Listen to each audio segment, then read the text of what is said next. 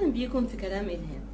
احيانا كونك تاخد الخطوة ان انت تبعد عن شخص معين دي ايا كان اسم الشخص ده، حبيب، صديق، حتى ولو كان فرد من افراد العيلة او حد معاك في الشغل.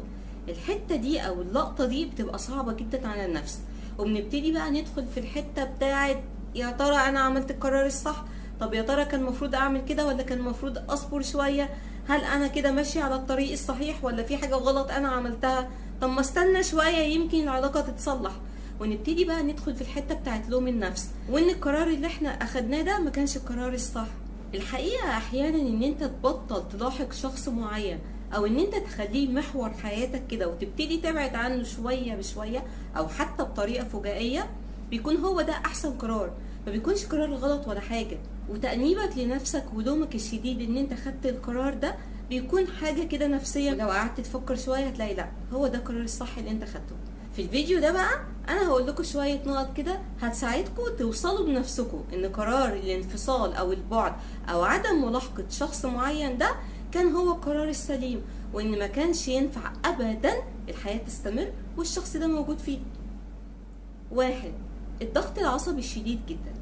بتحس من جواك كده ان انت استثمرت في الشخص ده وقت ومجهود ومشاعر كتير قوي قوي، وان انت طول الوقت بتجري ورا نفسك كده عشان بس تحاول ترضي الشخص التاني ده، وان هو في كل مرة بتحاول ترضيه اكتر هو بيكون عاوز اكتر واكتر، مفيش اي حاجة بتكفي، ومهما عملت انت لسه في حتة مش موجودة. دايما باصين لربع الكوباية اللي فاضي وسايبين الكوباية الكبيرة قوي اللي انتوا مليتوها مشاعر وحب واهتمام، مش في بالهم خالص. دايما بيستنزفوك عاطفيا ونفسيا، عاوزين اكتر واكتر، ودايما كل ما تدي اكتر سقف توقعاتهم بيعلى ويعلى لحد ما انت شخصيا بقى توصل لحالة من الفرهدة كده، خلاص انا مش قادر ادي اكتر من كده. الحل الوحيد ان احنا بنبعد عن الشخص ده.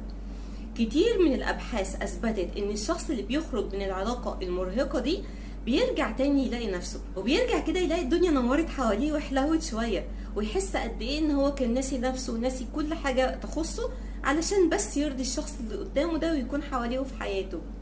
وان قرار ان هو يبعد عن ملاحقة الشخص ده كان اسلم قرار خده في اسلم وقت ممكن.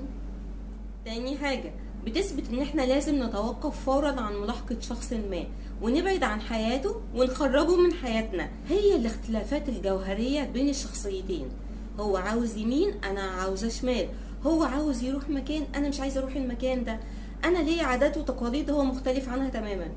ده بيبان جدا مثلا في حالة الارتباط، لما شخص من خلفية اجتماعية معينة، يعني مثلا متعود بقى على السهر والخروج والفسح، يرتبط بحد على نقيض تماما، شخص ملتزم ما بيحبش الخروج ولا الحاجات دي وحاسس ان ده تضييع للوقت والفلوس والمجهود، هو بيحب يكون حياته ابسط من كده بكتير. هنا بنصطدم ببعض احنا الاتنين، دايما اهتماماتنا مش زي بعض، فبالتالي العلاقة دي محكوم عليها بالفشل.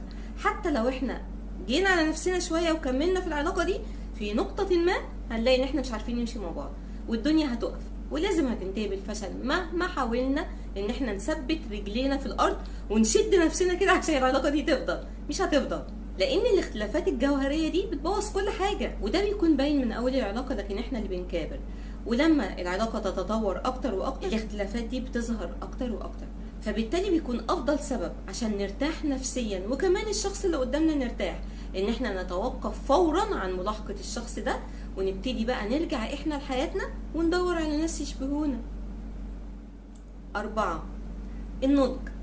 احيانا الشخص اللي قدامنا بنبقى احنا الاتنين في مرحلة ما عقلنا زي بعض وتصرفاتنا زي بعض، واحنا الاتنين كده حاسين ان شخصيتنا راكبة مع بعضها، عارفين نمشي كويس مع بعض، وده عادة بيبقى في مرحلة صغيرة شوية، يعني لما الاتنين بيتقابلوا مع بعض في مرحلة الطفولة مثلا، او في مرحلة بعد كده في شوية صغيرين، يعني مثلا يتقابلوا مع بعض في المدرسة الاعدادي مثلا، هنا الدنيا زي الفل وعقلنا واحد ودرجة نضجنا واحدة. لكن بمرور الوقت والسنين بنكتشف ان في اختلافات جوهرية ابتدت تظهر بينا احنا الاتنين. انا مثلا عقلي ابتدى يكبر ويكبر، واللي قدامي واقف على نقطة معينة، ما بيكبرش ما بينضجش. مش غلط فيه اطلاقا، هو شخصيته كده وممكن تكون ماشية مع حد تاني، لكن انا اللي شخصيتي اتغيرت، انا اللي بقيت انضج، عقلي بقى اكبر، بستوعب المشاكل والامور بشكل افضل من الطرف التاني، هو عايش في البلالة كده يعني عايش في مرحله الطفوله دي، وان هو طاير كده بقى واي تصرفات عبيطه تتعمل وخلاص. انا مش كده، انا اعقل شويه من كده. فبالتالي تحصل هنا اختلافات وتبتدي تظهر الصدامات بيننا احنا الاتنين. كل شخص عاوز يشد التاني ناحيته، وكل شخص عاوز يثبت ان المرحله اللي هو فيها دي افضل مرحله في حياته، وان التاني هو اللي غريب، هو ايه اللي بيعمله ده يعني. وصراعات كتير بقى وفرهضة عشان كل واحد يثبت وجهة نظره ان هو اللي صح. لما العلاقة توصل للمرحلة دي يبقى افضل حل ان كل واحد يتوقف عن ملاحقة الشخص التاني، وكل واحد يبتدي يبني حياة تانية بعيدة خالص عن حياة الشخص اللي هو كان يعرفه، حتى ولو من مرحلة الطفولة، لان خلاص ما بقاش ينفع، والقرب هيجيب مشاكل وعذاب اكتر من البعد. يبقى الحل ايه؟ نبعد. 5. الاحساس من جوانا كده ان في حاجه غلط، العلاقه دي مش ناجحه، انا مش عارفه احط ايدي على ايه هي المشكله بالظبط، او فين الخلل، مش عارفه، لكن جوايا حاجه بتقولي كده العلاقه دي مش صح، فيها حاجه غلط. واحنا برضو مستمرين ومكملين ومستخسرين قوي الوقت الكتير اللي قضيناه والمشاعر الكتير اللي استثمرناها في العلاقه دي، وكل ما نحاول نخرج منها ونرجع ورا خطوه نقول لنفسنا لا لا لا، بقى بعد كل الوقت والمجهود ده خلاص الموضوع ينتهي؟ لا، انا هحاول تاني. فرهضة اوفر، لان مهما حاولت ومهما عملت في حاجة مش راكبة على بعضها في الموضوع، في حاجة غلط. احساسنا لا يمكن يكون بيكذب، لا انا وحشة ولا اللي قدامي وحش، لكن احنا الاتنين مش ماشيين مع بعض، في حاجة جوانا احنا الاتنين مختلفة، مش قادرين نحط ايدينا عليها لكن مش نافعة. وكل ما نحاول ان احنا نتخطى المرحلة دي لقينا بنرجع لنقطة الصفر تاني، وبنرجع لإحساسنا من جوه إننا مش مرتاحة وإن في حاجة غلط كده. أول ما حد من الأطراف يحس بالإحساس ده يجري فورا، لأن فعلا إحساسه بيبقى صح، وفعلا مهما قضينا من وقت في العلاقة دي برضه هتفشل وبرضه مش هتكمل، لأن الأساس من أوله في حاجة غلط.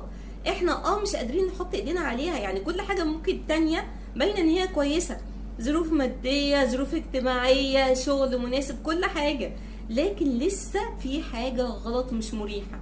هنا بقى نبطل نستخسر الوقت والمجهود اللي استثمرناه، ونقول ان دي كانت مرحلة علمتنا ان احنا بعد كده يمكن في نقطة في مرحلة ما عملناها غلط، المرة الجاية ناخد بالنا منها ونحاول نصلحها من البداية خالص، او نبعد من البداية خالص، كده او كده. الناحيتين مريحين، الناحيتين هيخلونا نوصل لنقطة صح، لكن المعافرة بقى ومحاولة المكابرة هي دي اللي بتورطنا اكتر وبتغرس رجلينا اكتر في الموضوع، وبتخلي الخروج منه مؤلم جدا جدا.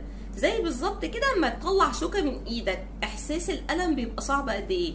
نفس القصة كده لما بننهي علاقة احنا متشبسين بيها وماسكين فيها قوي.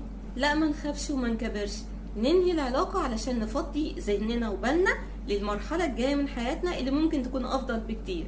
ملاحقة شخص والتشبث بيه وبالعلاقة معاه بالشكل ده بتغمي عينينا عن حاجات كتير قوي موجودة حوالينا في الدنيا احنا مش قادرين نشوفها، لان كل تركيزنا بيكون منصب على الشخص ده، وازاي بقى نجيبه في طريقنا، وازاي نخليه معانا، وازاي نخليه ابدا ما يبعدش عننا، مع ان ممكن يكون بعده عننا ده راحة لينا وخير كتير احنا بس مش قادرين نشوفه. فبالتالي لما بنبعد وناخد خطوة لورا ونرجع ورا شوية كده بنبتدي نشوف الصورة اوضح واحسن، وساعتها بقى بنكتشف ان قرار البعد ده والتوقف عن ملاحقة الشخص ده كان انسب واحسن قرار خدناه في حياتنا كلها، وبنرتاح ونبتدي بقى حياتنا الجديدة. واتمنى ان انا اكون في التوب، واي حاجة قلتها دلوقتي ساعدت ولو واحد فيكم بس ان هو يحط رجله على بداية الطريق الصح، او يشوف الصورة بطريقة اوضح واوقع من ما كان شايفها في الاول. واستنوني في الحلقة الجاية من كلام الهام، جاية لكم وجايبين موضوع جديد علشان نتناقش فيه كلنا مع بعض. استنوني.